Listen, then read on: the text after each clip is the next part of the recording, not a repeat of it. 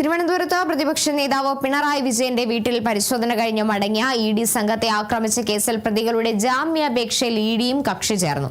ഇഡിയുടെ അപേക്ഷ തിരുവനന്തപുരം ജില്ലാ സെഷൻസ് കോടതി അംഗീകരിച്ചു. അതേസമയം 9-ാം പ്രതി ഹരീഷിന്റെ ജാമ്യം റദ്ദാക്കണമെന്നാവശ്യപ്പെട്ട് പോലീസ് കോടതിയെ സമീപിച്ചു. തിരുവനന്തപുരം ജില്ലാ സെഷൻസ് കോടതിയിലാണ് അപേക്ഷ നൽകിയത്. ആന്റണി ജോർജ് ഉണ്ട്. ആന്റണി, വിവരങ്ങൾ.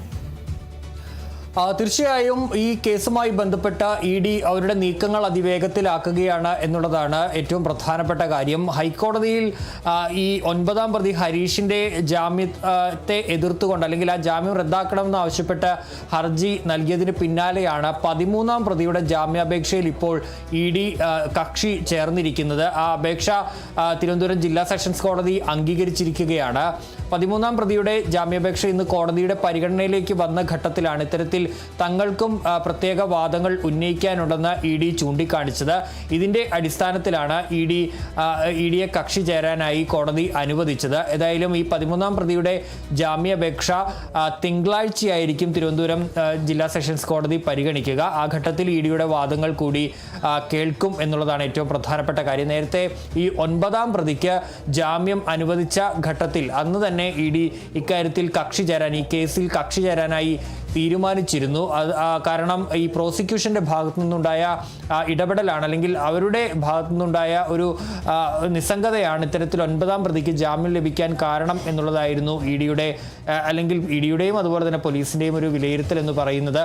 കാരണം ഈ ജാമ്യാപേക്ഷ അന്നത്തെ പ്രോസിക്യൂട്ടർ എതിർത്തില്ല. ഗീന കുമാരിയായിരുന്നു പ്രോസിക്യൂട്ടർ. അവർ അതിനെ എതിർത്തില്ല.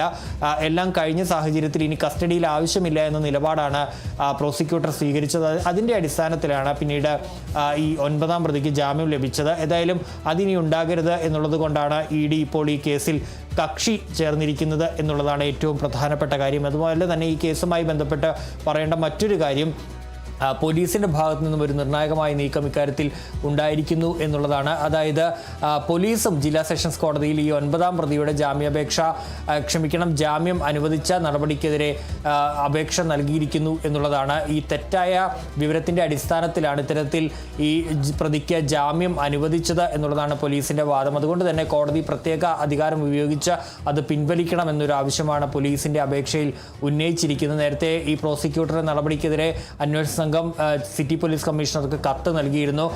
നിലവിലെ പ്രോസിക്യൂട്ടർ ഗീന കുമാരിയെ മാറ്റി ഒരു സ്പെഷ്യൽ പബ്ലിക് പ്രോസിക്യൂട്ടറെ നിയമിക്കണമെന്ന ആവശ്യമാണ് അന്വേഷണ സംഘം ഉന്നയിച്ചത്. ഏതായാലും അതിൽ തീരുമാനമായിട്ടില്ല.